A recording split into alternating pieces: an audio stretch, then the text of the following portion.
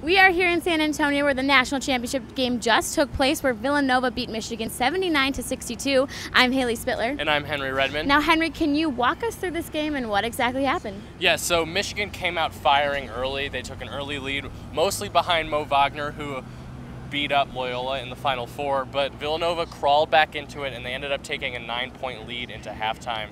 And then in the second half, it was all Villanova. They were shooting so well. Michigan only shot 13% from three-point range, which, I mean, you're not going to beat one of the best offenses in the country when you can't hit a three. Basically, Loyola couldn't hit their threes against Michigan, and then Michigan couldn't hit their threes against Villanova, and now Villanova is the national champion.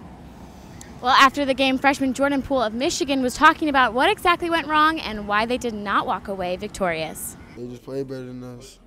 They just played better than us for 40 minutes. They hit a lot of shots, hit tough shots, hit good shots. We weren't able to really get the shots that we're usually used to, and we just weren't able to knock them down, but they definitely were a really good team.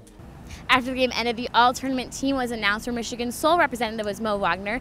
Now, like Henry said, he had 16 points tonight, and back on Saturday he had a double-double against Loyola Chicago. The rest of the team was all made up of Villanova members. Can you walk me through who they were?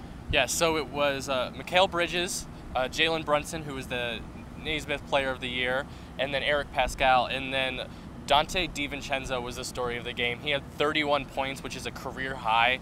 I'd say scoring a career high in the national championship game as the sixth man is pretty impressive. He could not miss. He was 10 of 15 from the floor.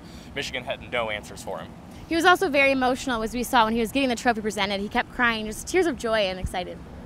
This is Villanova's second national title in 3 years. Some guys on the roster this year, Mikal Bridges and Jalen Brunson, they contributed a lot to this year's national championship team, but they were freshman role players that year, coming off the bench, providing energy.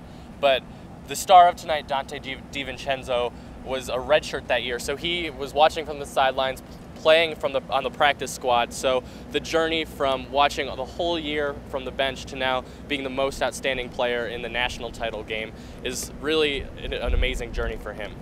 Well, like we said before, Villanova is your national champions after defeating Michigan 79-62. That is it for RSL's coverage of March Madness. I'm Hayley Spitler. And I'm Henry Redman. Thanks for joining us.